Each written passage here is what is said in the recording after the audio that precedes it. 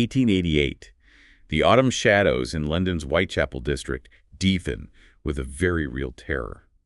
A series of horrific murders grips the city, murders attributed to a phantom figure we now call Jack the Ripper. And even today, well over a century later, his identity is still one of history's biggest, most persistent mysteries. So many names have been thrown around, debated for decades. Absolutely. And one name keeps coming up again and again in serious discussions about potential suspects: Aaron Kosminski. That's right. He's consistently been a focus, hasn't he? He has. And the question we're asking today is, why? Why him? We're going to explore the life of Aaron Kosminski, his background, the hardships he faced, his documented mental health struggles, and how he ended up in an asylum. And then connect that to how he got linked to the Ripper crimes in the first place. Exactly. We'll look at the historical police connections, however ambiguous they might be. We'll touch on how his life story might echo some aspects seen in modern psychological profiles of killers. Though we have to be careful with applying modern ideas retrospectively, of course. Definitely. And crucially, we need to examine the controversies, especially around that infamous shawl and the DNA claims. What's solid? What's questionable? And ultimately try to understand why he's still such a prominent figure in this whole puzzle, despite all the doubts and the lack of real consensus. It really highlights the difficulty of digging into historical crimes, doesn't it? Answers are rarely simple. So let's start with the man himself, Aaron Kosminski. What do we actually know about his early life? Well, the records suggest he was likely born around 1864, maybe 1865. He came from the Jewish Pale of Settlement, which covered parts of modern-day Russia and Poland. And life there was not easy. Not at all. We're talking about widespread poverty, real oppression, very crowded living conditions.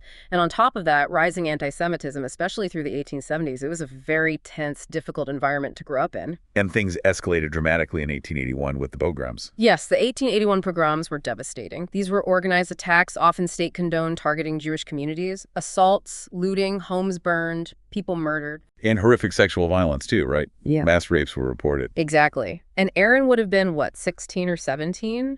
Witnessing that kind of brutality, possibly directed at people he knew, even family members, it's impossible to overstate the potential trauma. That kind of event doesn't just scar individuals, it shifts populations. Absolutely.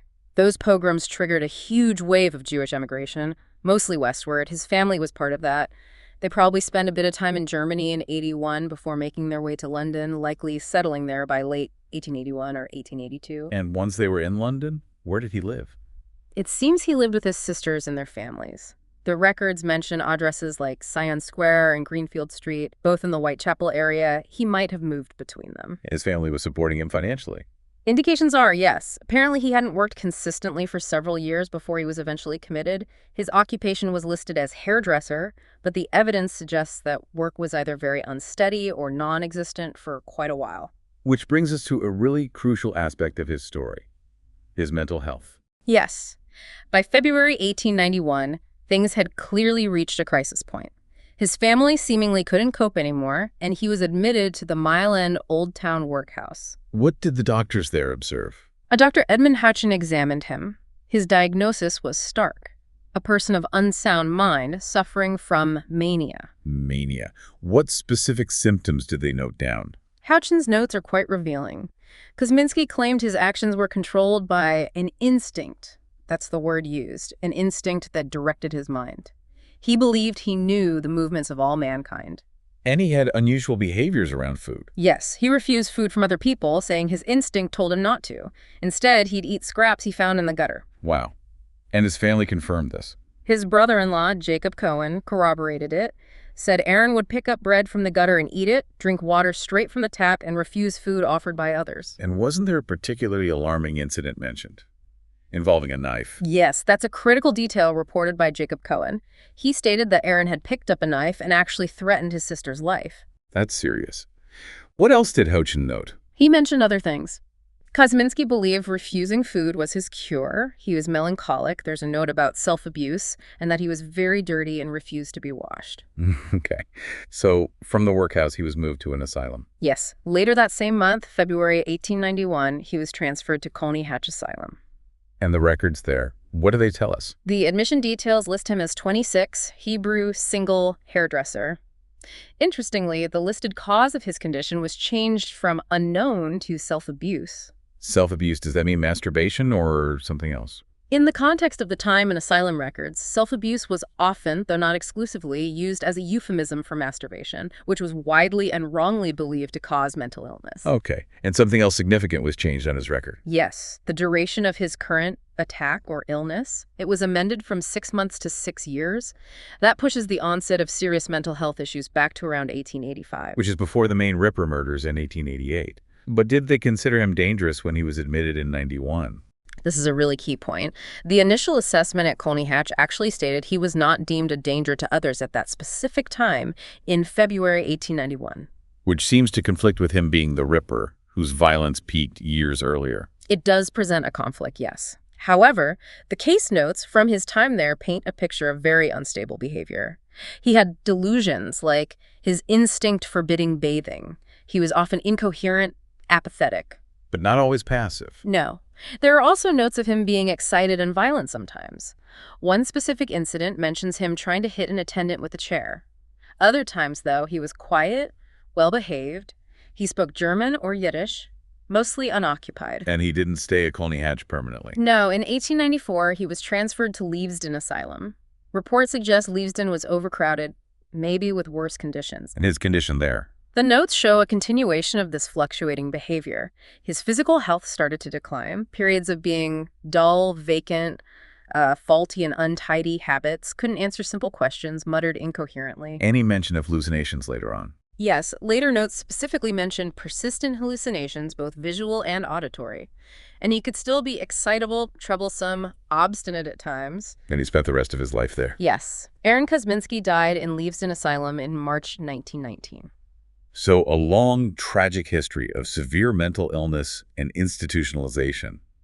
How on earth did this man become linked so strongly to Jack the Ripper? Where did that connection originate? Well, the most concrete historical links come from senior police officials involved in the original investigation, though the details are a bit murky. Some researchers had speculated about him even before the more famous claims surfaced. You mean like the notes made by Chief Inspector Donald Swanson? Exactly. Swanson was heavily involved in the Ripper case. Years later, he apparently wrote a marginal note in a copy of Assistant Commissioner Robert Anderson's memoirs. In that note, he supposedly named Kosminski as the police's preferred suspect. And Anderson himself, in his memoirs, had hinted quite strongly that the police knew who the Ripper was. Yes, Anderson suggested the killer was identified, but because he was a, quote, low-class Polish Jew and had been confined to an asylum, they basically let the matter drop to avoid potential anti-Semitic riots, and because he was no longer a threat. So Anderson's story fits the profile of someone like Kosminski being institutionalized. It does align, broadly, but there's a major snag with Swanson's note. The note apparently implies that the suspect died quite soon after being admitted to the asylum in 1891. But Aaron Kosminski didn't die until 1919. That's almost 30 years later. Precisely. That's a huge discrepancy. It makes people wonder, was Swanson definitely referring to our Aaron Kosminski? Or could it have been another person named Kosminski? It was a common name in that area among Polish Jewish immigrants. Right. Some historians even suggest Kosminski might have been used almost like a shorthand by some police for, a certain type of immigrant suspect from that community. It's possible. The context is complex. Was Swanson the only one mentioning a Kosminski, though? No. Sir Melville Macnaghten, another high-ranking police official, also wrote a memorandum a few years after the murders, outlining his own theories. And in that memo, he named a Kosminski as one of his 3 leading suspects. So the name definitely appears in connection with the police investigation at the time, but there's ambiguity, especially around Swanson's note and that death date. Exactly. The historical breadcrumbs are there, but they're not entirely clear or consistent. Okay, so beyond these historical mentions, how else have people tried to connect Kosminski to the crimes? I know psychological profiling comes into it. Yes, people have looked at his life through the lens of modern profiling of sexual killers, based on studies like those from the FBI's Behavioral Science Unit. It's important to stress this is retrospective analysis, not definitive proof. Of course.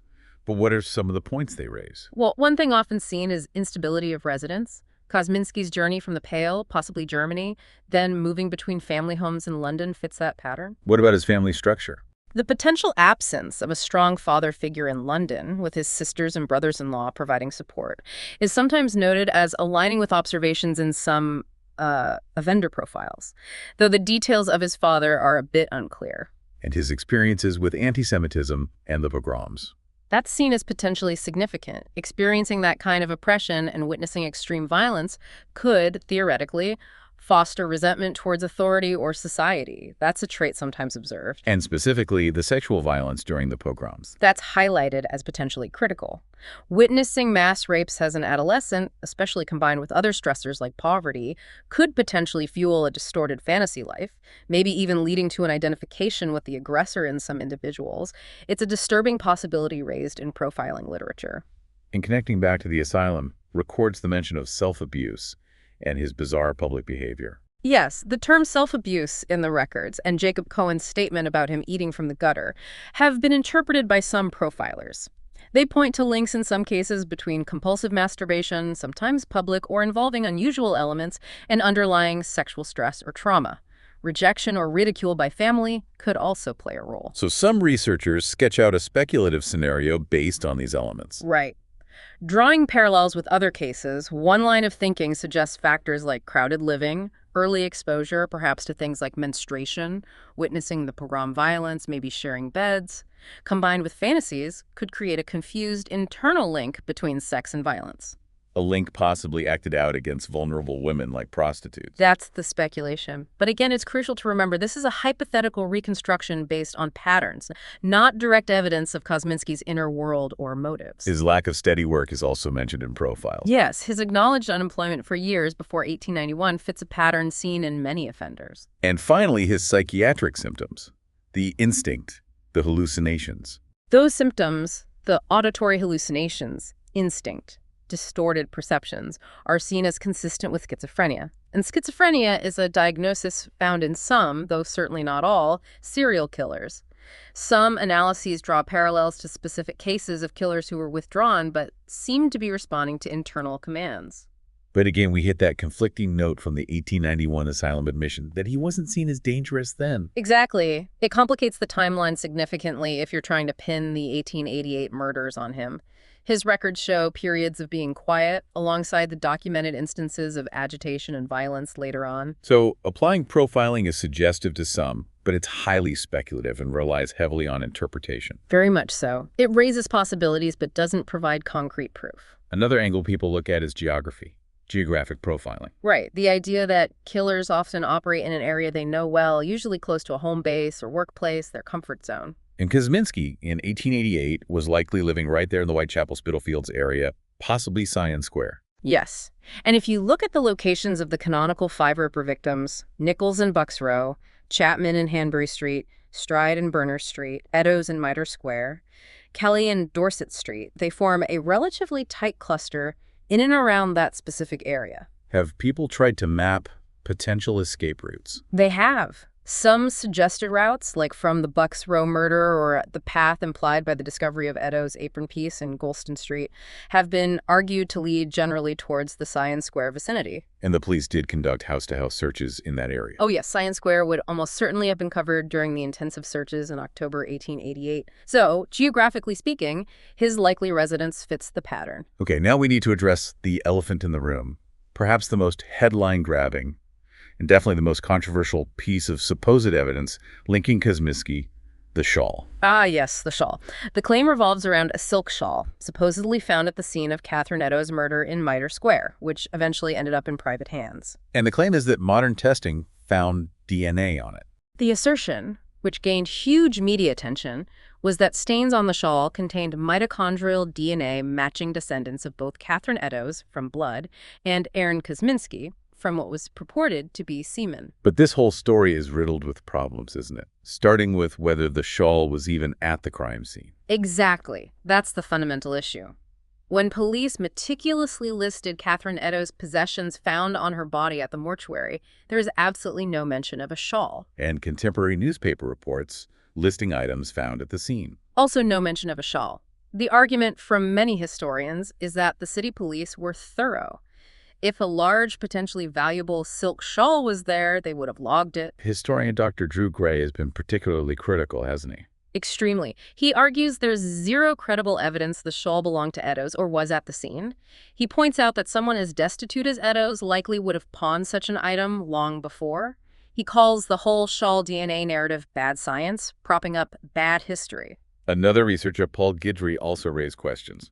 Yes, Guidry finds the omission from official records very suspicious. He also questioned the description. Apparently it was quite large, maybe 8 feet long. Removing something like that unnoticed from a secured crime scene seems improbable. So the provenance, where the shawl actually came from and how it was handled over 130 years, is incredibly dubious. Hugely dubious. The chain of custody is completely broken. We have no verifiable record of it being collected as evidence or stored properly. Contamination over that time is a massive concern for any DNA analysis. And speaking of the DNA analysis itself, mitochondrial DNA was used? That's what was reported. Mitochondrial DNA, or mtDNA, is passed down the maternal line. So they claimed a match between the purported blood stain and a maternal descendant of Eddowes, and between the purported semen stain and a maternal descendant of Kosminski's sister. But mtDNA analysis has limitations, right? Especially for identifying a specific male. Big limitations in this context. Unlike nuclear DNA, which gives a unique individual profile, mtDNA is shared by everyone in a maternal line. So finding an mtDNA match to Kosminski's maternal line doesn't prove it was him who left the sample. It could theoretically have been any male relative along that maternal line, assuming the sample was even his family's and wasn't contamination. So it can't definitively pinpoint Aaron Kosminski from a semen sample. Not with the certainty of nuclear DNA. Plus, as Guidry and others pointed out, even if you could somehow magically prove Kosminski's DNA was on a shawl somehow linked to Eddowes, how do you prove it got there during her murder? Without ruling out any prior contact, even consensual, the DNA itself doesn't equal proof of murder. So despite the headlines, the Shaw DNA evidence is widely dismissed by Ripper researchers and historians as unreliable due to the questionable origin of the shawl, the broken chain of custody, contamination risks, and the inherent limitations of mtDNA for positive male identification. Pretty much, yes. It's generally seen as inconclusive at best and deeply flawed at worst. Okay, so if we step back and look at the whole picture for Aaron Kosminski, what are the main takeaways? Well, on the one side, you have these historical threads, police officials like Swanson and Macnaghten mentioning the name Kosminski, Anderson hinting at an institutionalized killer. You have aspects of his life story, the trauma, the mental illness, the location that, through the speculative lens of profiling, some see as potentially fitting. His geography works. But then you have major counterpoints. Wow. Swanson's note have that conflicting death date. The modern star evidence, the shawl, is fundamentally flawed in its provenance, and the DNA analysis is highly contested and limited. Exactly. And there's the possibility that Kosminski was just a name associated with the Polish Jewish community in the area, maybe not pointing specifically to him. And it's important to remember Kosminski is just one suspect among many proposed over the years. There are numerous other theories out there, some quite elaborate, some involving multiple killers. And crucially, there's absolutely no consensus among experts about who Jack the Ripper was. Many, perhaps most serious researchers believe the killer's identity might be lost to history, that he wasn't one of the named suspects we discussed today. So the case of Aaron Kosminski really serves as a powerful example of the immense challenges in historical crime investigation. You're dealing with fragmented evidence, potential biases in original accounts, the passage of over a century. And the temptation to fit ambiguous pieces into a neat narrative, especially when using modern techniques like DNA analysis on potentially compromised historical items, it's incredibly difficult. It leaves us acknowledging that while Kosminski remains a significant name in the Ripper story due to those historical links and subsequent analysis, the evidence linking him definitively is far from conclusive and plagued by serious doubts. The mystery, it seems, endures. It certainly does. It reminds us that some historical questions, despite all our efforts and technology, might just remain unanswered, locked away in the past.